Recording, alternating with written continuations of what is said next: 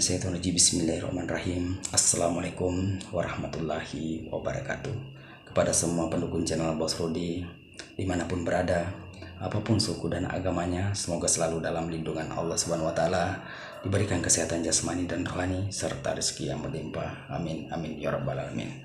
Oke saudaraku, saya akan berbagi kepada saudaraku semua ya ilmu kebal dari salah satu saudara kita pendukung channel Bos Rudi.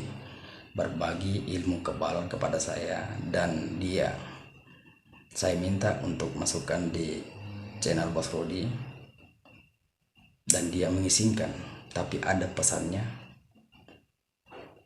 Dia bilang tolong kasih tahu orang yang ingin memakainya. Pertama, jangan sombong. Oke? Jangan sombong, jangan so jago, dan jangan takabur. Itulah pesannya. Gunakanlah untuk membela diri di jalan yang benar, di saat tidak ada jalan yang dikasih kita, di saat ada masalah, baru bisa kita gunakan ilmu ini. Ini pesan saudara kita ya. Jadi sebelum saya berbagi kepada saudaraku atau mengijazakan kepada saudaraku, jangan lupa dukung channel Bos Rudi, like, komen, subscribe, dan silahkan dibagikan kepada teman-teman ya, karena subscribe itu gratis. Oke saudaraku, silakan kita dengarkan sampai habis supaya tidak gagal paham. Oke. Jadi bagaimana cara dan apa mantranya? Caranya kita pakai di saat mau tidur ya. Saat mau tidur, periksa napasnya ya. Kalau napas kanan yang kuat berarti kita miring ke kanan, baring ya.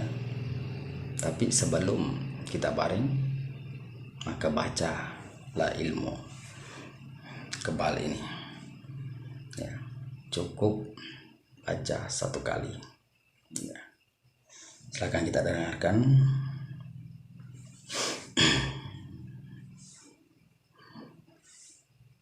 Bismillahirrahmanirrahim. Besiri sulu Allah Ta'ala jagaika beraka kun fayakun ya. Kalau sudah kita baca dalam hati, maka kalau napas kanan yang kuat, maka kita miring kanan berbaring ya. Kalau napas kiri yang kuat, kita miring kiri baring. Paham? Jadi kalau mau tidur, mau bangun pagi ya, mau bangun pagi, begitu juga kita baca ya, ilmunya dalam hati ya.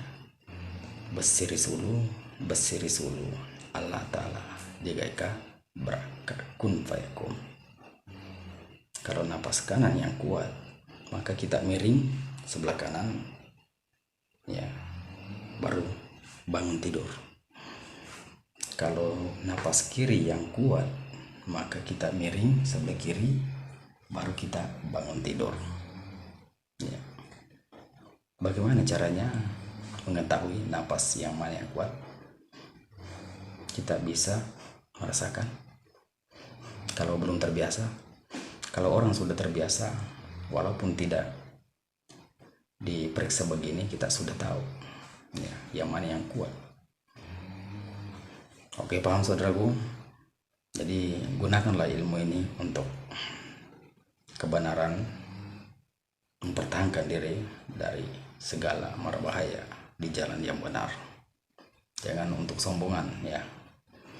Oke, nanti saya tulis di bawah di deskripsinya bacanya. Cukup sampai di sini saudaraku. Assalamualaikum warahmatullahi wabarakatuh.